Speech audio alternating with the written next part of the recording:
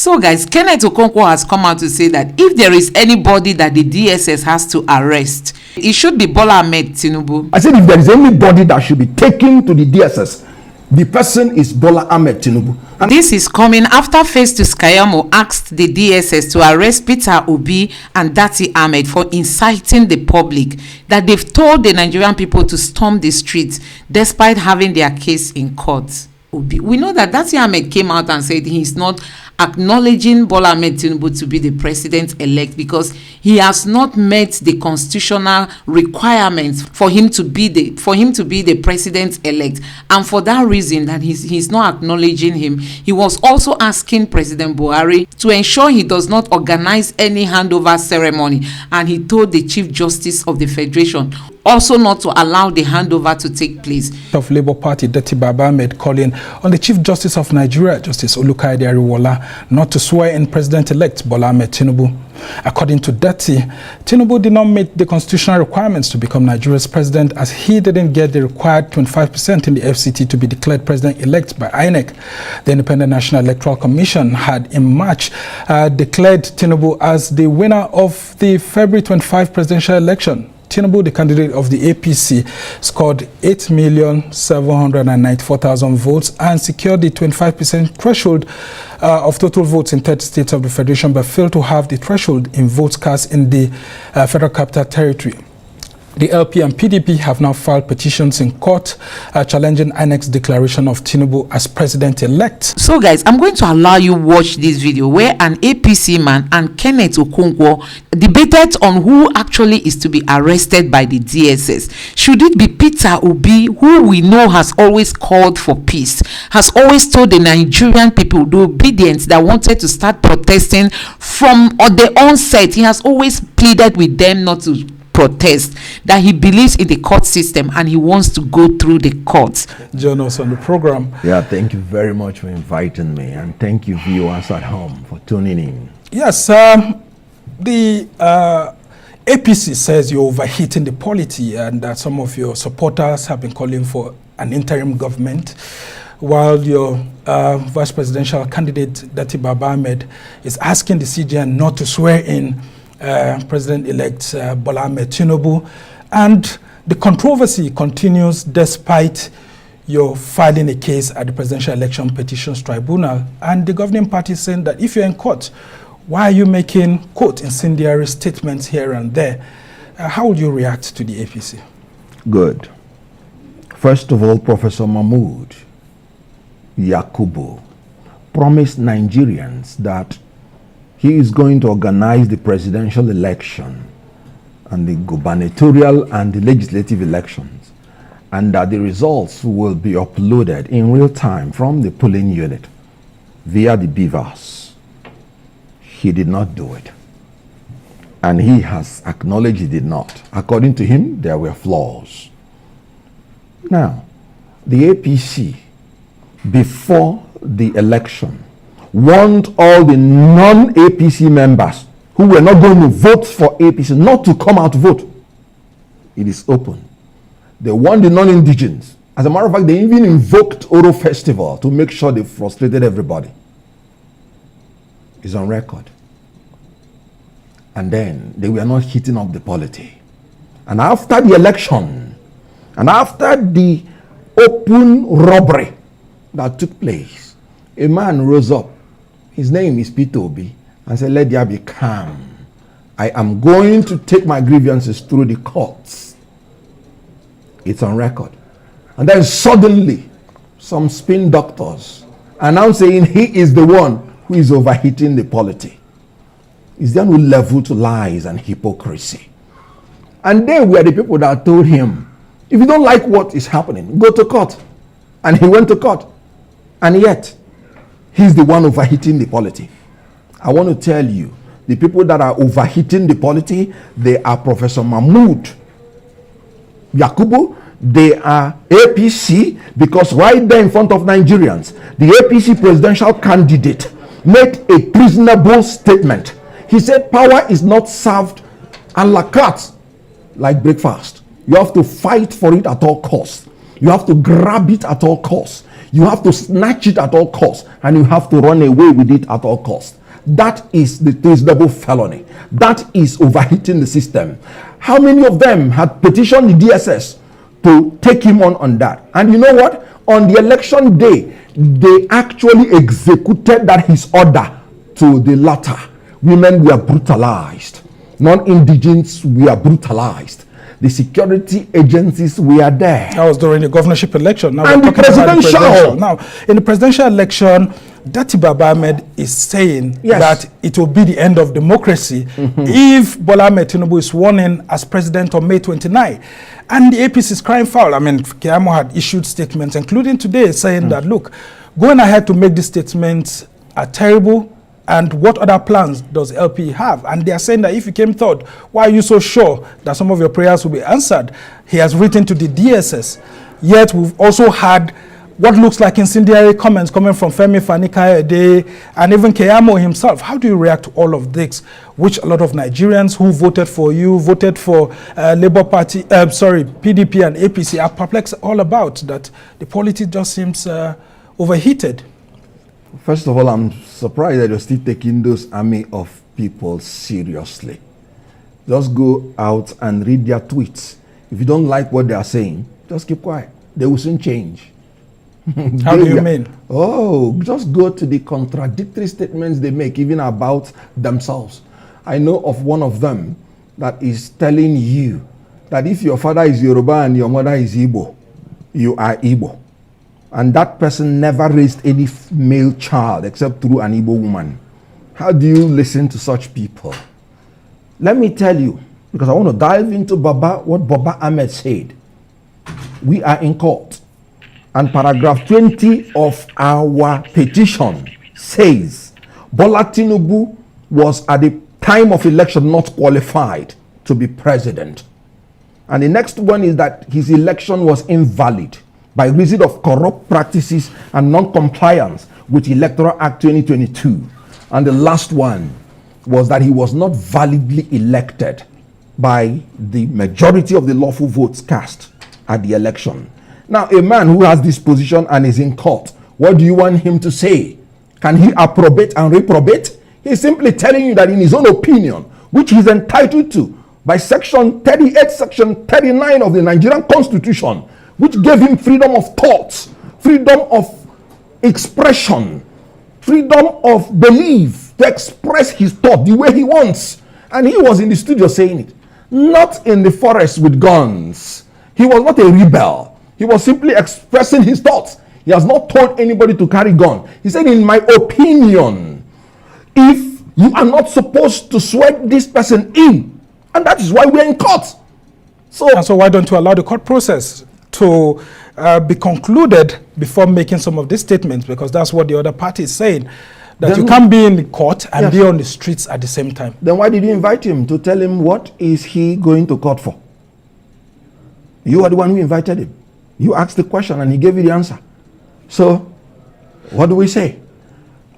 All right, I will ask you to just hold on, because I've been told that Akinshiju of the APC is here with us, and so we'll go on the short break, and when we come back, we'll have both gentlemen stay with us. Welcome back from the break. You're still watching This Week on the Rise News, and of course, we're still talking about some of the top issues between the governing All Progressives Congress and the Labour Party. And of course, joining us now is a member of the APC Presidential Campaign Media Directorate, Akinshiju, and of course, I still have with me here Kenneth Okonkwo, who is a lawyer, politician, and spokesman of the Labour Party Presidential Campaign Council too. Thank you so much, for joining us. Now, let's talk about this statement that you've been issuing, including the petition by Festus Keyamo, that the Labour Party is in court, and that some of the comments coming from some of its leaders, including the vice presidential candidate, is incendiary. And as a result of that, you think that the polity is being overheated, and that the calls for an interim government for Tinubu not to be sworn in are not supposed to be discussions at this moment. If we start from that interim government thing, actually that's irresponsible as far as we are concerned. But going forward, other forms of interventions that are being made at the level of our directorate is just to call for moderation. Moderation and the fact that we have gone into an election. The election result had been made public. our candidate, who is the president-elect, had even made overtures to the opposition, those who had lost, that he is willing to do a government of inclusivity. And of course, he said a government of national competence. Yes, that is include. It was initially that he was ready to do business with everybody. Then 2 or 3 days after he made that public announcement, opposition losers headed to the courts, And after a while, he had to come out with a principled position to say, no, this is what, it is not as if he was pandering as a result of a blackmail. This is what he desires going forward, And since then, we've been hearing, you've gone to court, you issue press statements, you grant interviews, and you keep virtually blackmailing anybody that was not with you.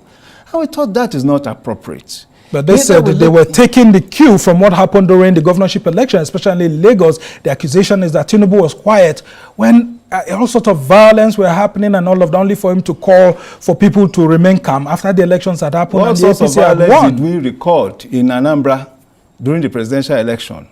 What manners of suppression of voters did we record in Enugu during the presidential election? And even during the gubernatorial election? This thing is not about seeking fault. For us, we've been in government, and we have seen how government runs. And the important thing for us is to have a peaceful atmosphere. And we believe in the judiciary. People said they were going to seek justice in the court. Please, go seek justice in the court. And I am even saying that INEC had done innovation, had introduced innovation, upscaled their technology, that had even made seeking justice at the level of the courts and tribunal much easier, through the beavers and the high rev.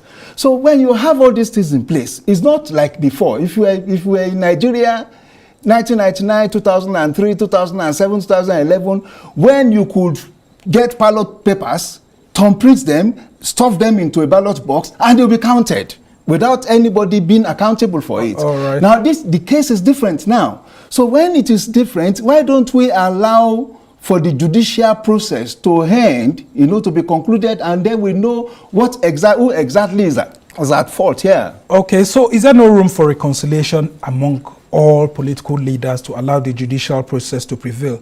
What do you make, Kenneth Okonkwo, about these allegations of incitement by Festus Keyamo? Because I'm seeing a statement written by them. He says, on many occasions after the declaration of Tinubu as the winner of the election, his public speeches and utterances have centered on reconciliation, forgiveness, and a greater vision of Nigeria. Do you believe that statement? The statement is flat lie.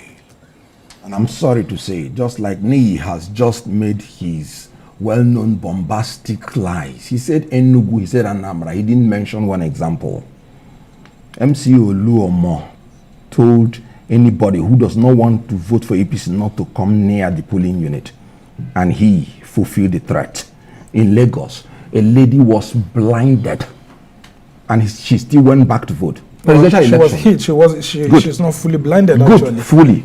And still went back to vote. Lagos.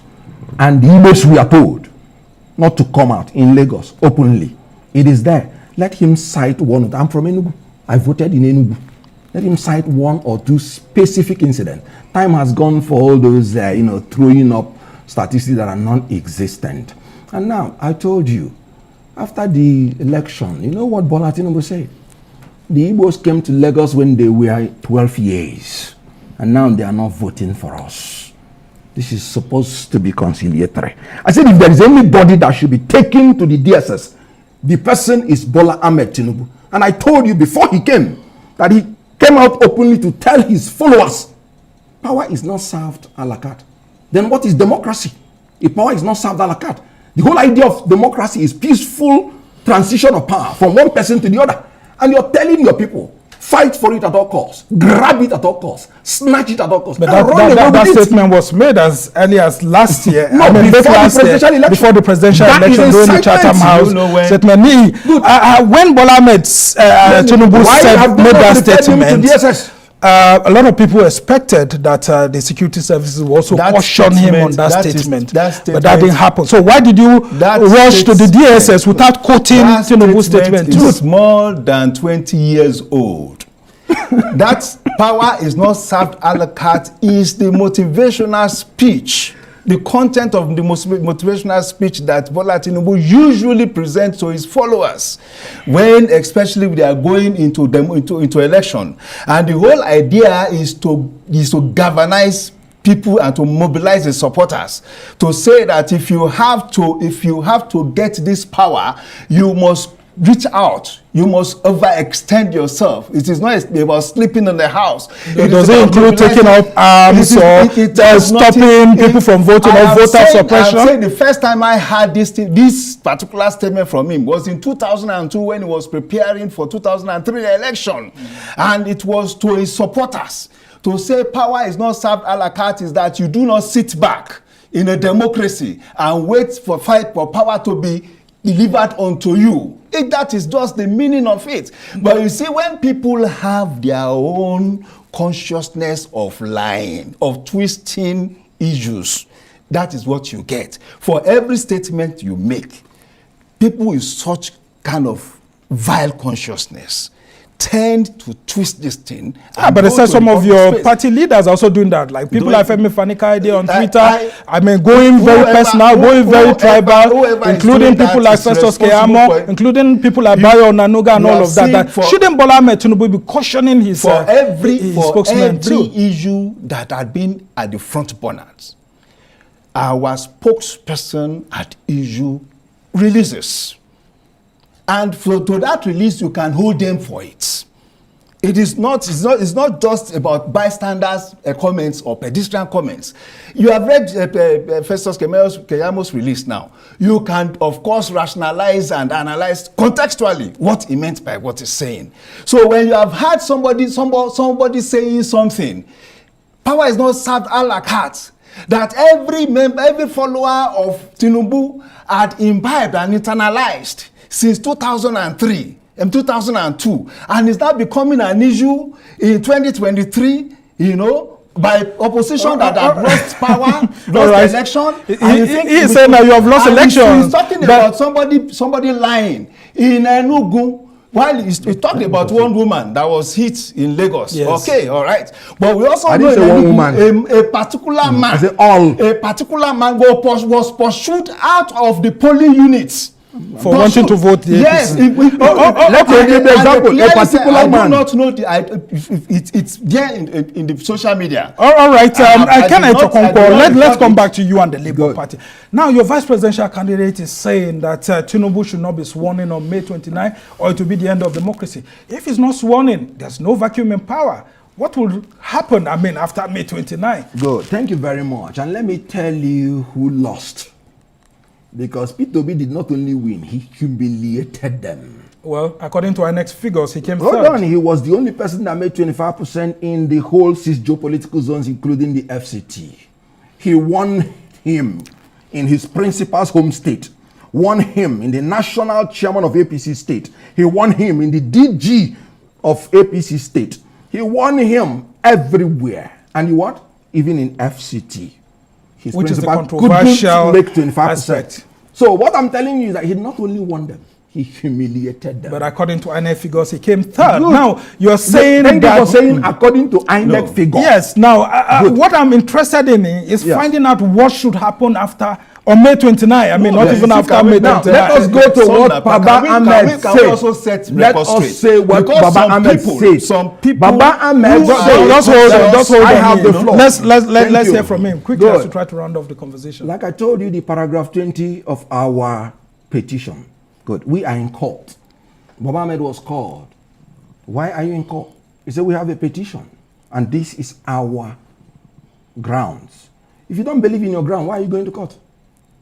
If I believe but that same interview, he said he didn't believe in the judicial process. Now, what should happen after May 29? No, he did not say so. I have my doubts about the judicial process. That was what he was saying. No, he said it that if the Supreme Court gives judgment, he will accept. But that does not mean... Yeah, but he also said that this same Supreme Court made somebody who came forth as the governor of Imo State. And as such, the Supreme Court seems to be losing grasp of, the people's will. Are you aware of the Zamfara judgment that declared the whole APC votes wasted votes and made people to come first overnight? That's what we're saying. That the votes that his principal had are wasted votes. Because at the time of election, he was not qualified. And let me break it down. The court no, that's what I'm saying. Let me break it down. Very quickly as we round off this. He was not qualified because he chose to nominate a vice presidential candidate who, at the time he nominated him as vice presidential candidate, was having the nomination of Boronu North Senatorial. The PDP went to court on that, and just on Friday, that case was dismissed. If you would allow me to finish, which Friday? We're talking about double. Friday. We're talking about double nomination, and they couldn't have gone to that case because we're talking about tribunal. And let me tell you, Section 35 of the Electoral Act is very clear. A double nomination makes the nomination void, and that means the candidacy of his principal is void. Again, the candidate did not win 25% in the FCT. And he said you cannot declare him if he did not win. And then again, in the process of election, as brief as I can be, very quickly, so that he will respond having to wasted votes, we are no longer third, we are first. We won in Rivers, we won in Taraba, we won in by our own petition, which we believe in. Okay, so now, Tinubu is not the president-elect. That is why. So who is the president-elect? Who is the president-elect? If you ask me, I will tell you the president-elect by our petition. These people are suffering from delusion. Okay, now they are saying that President-elect Bola Ahmed Tinubu should not be sworn in on May 29th. What should happen on that day? Yes. I mean, Dati Baba Ahmed said so. So what do we do on that day?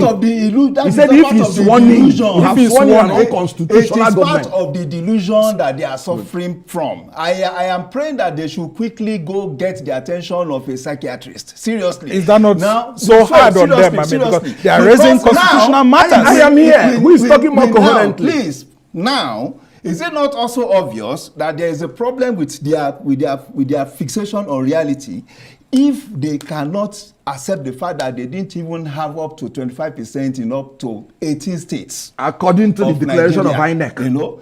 Well, I don't know if Labour Party has INEC now. Well, they are claiming that based on their own tabulation, they had more than Atiku and Tinubu. Based on our own tabulation, based on INEC's tabulation, we have more than 25% in more than 30 states of the federation. Except the FCT. What of that of the FCT that you're talking about? FCC is just another state.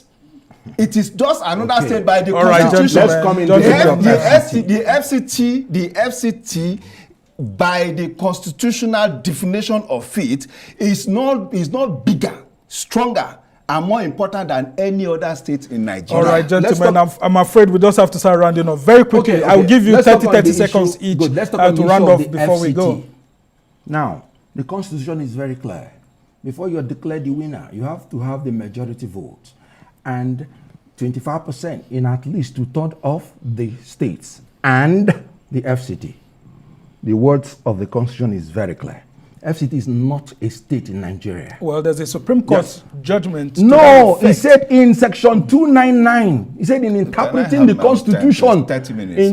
In interpreting the Constitution, the FCT should be treated as a state. But let me tell you, in Section 299, he said the president of Nigeria is the governor. Yes. Good. Is there any governor that will be declared governor in his state without winning 2/3 of the 25% in 2/3 of the local government? And then you're telling the governor of FCT that is not supposed to have 25%. Where did you get that from? The Constitution is very clear. If you're a citizen of FCT, you want to be discriminated against. No, the person that should be your governor should have 25% of your consent before being your governor. Well, these are issues that are left for the court. So your own 30 seconds, before you go. Kenneth Okonkwo, let's just have give him very quickly as we allow you to go. Yeah. It is simple. The FCT. Is it Peter Obi that should be arrested, or is it Bola Ahmed Tinubu, who will know incited Nigerians even before the election, and looking at how this election went, how the election was rigged, how result sheets, were tipexed. There were so many things that happened during this election. Who do you think should actually be arrested by the DSS? So guys, you have seen it for yourself that the APC, they tend not to even know their mistakes. How can you be calling on Peter Obi to be arrested because Dati Ahmed said that he's not acknowledging Bola Ahmed Tinubu being the president-elect because he did not get 25% of the votes in the FCT? That is his own condition, that you can't go against the constitution, and because he did not meet the constitutional requirement, that he's not acknowledging him, and for that reason the APC is saying he should be arrested. Oh my God, these people, they like to intimidate Nigerians. When you say one thing, they will come for you, but they are free to say all sorts of things. People came out and told the Igbos not even to come out to vote. Nobody arrested them up to today. Oh my God, what kind of country are we living in, Nigerians? What kind of country are we living in? Please let me know what you think about all this in the comment section below. Please don't forget to subscribe to my channel, turn on the notification bell. Please give this video a like so that YouTube can recommend it to others.